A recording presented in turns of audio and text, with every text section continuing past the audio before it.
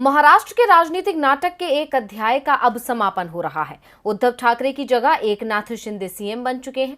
4 जुलाई को वो विधानसभा में अविश्वास प्रस्ताव पेश करेंगे। विश्वास प्रस्ताव को सुप्रीम कोर्ट में शिवसेना की ओर से चुनौती दी गई थी। तो क्या कहा सुप्रीम कोर्ट ने और सत्ता जाने के साथ ही कैसे बढ़ रही है महाविकास अघाड़ी गठबंधन के नेताओं की मुसीबत, देखिए ये रिपोर्ट। एकनाथ शिंदे 4 जुलाई को विधानसभा में विश्वास प्रस्ताव पेश करेंगे। इससे पहले 3 जुलाई को महाराष्ट्र विधानसभा में स्पीकर का चुनाव कराया जाएगा। स्पीकर पद के लिए बीजेपी के राहुल नार्वेकर ने नामांकन कर दिया है। विधानसभा की जो स्थिति है उसमें नार्वेकर का स्पीकर बनना तय माना जा रहा है, क्योंकि कोर्ट ने उन 16 विधायकों के मामले में सुनवाई से अभी इनकार कर दिया है, जिन्हें डिप्टी स्पीकर ने अयोग्यता का नोटिस भेजा था। सुप्रीम कोर्ट इस मामले में 11 जुलाई को सुनवाई करेगा।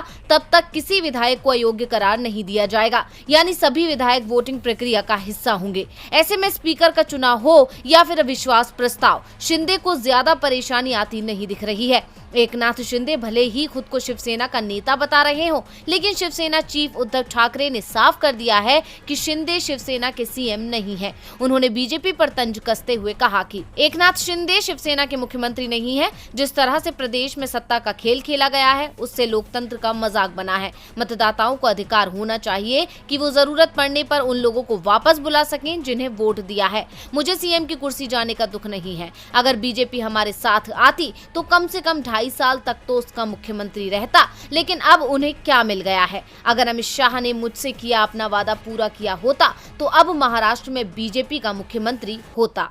बीजेपी के हाथ से सीएम पद एक बार फिर खिसक गया, लेकिन पार्टी अब विपक्ष के नेताओं के पीछे पड़ गई है। केंद्र की एजेंसियां महाविकास अघाड़ी के नेताओं की घेराबंदी में जुटी हैं। एमबीए की सबसे मजबूत कड़ी शरद पवार को आईटी की ओर से नोटिस भेजा गया है। नोटिस में पवार ने 2004, 2009 और 2014 के लोकसभा चुनाव के साथ 2020 के राज्यसभा चुनाव से जुड़े हलफनामे के बारे में जवाब देने को कहा गया है। पवार से जब इस बारे में पूछा गया तो उन्होंने तंज भरे अंदाज में कहा कि उनके पास लव लेटर आया है। दूसरी ओर शिवसेना सांसद संजय राउत से ईडी की पूछताछ भी शुरू हो गई है। राउत से 1034 करोड़ रुपए के पात्रा चाल भूमि घोटाले के मामले में पूछताछ हो रही है।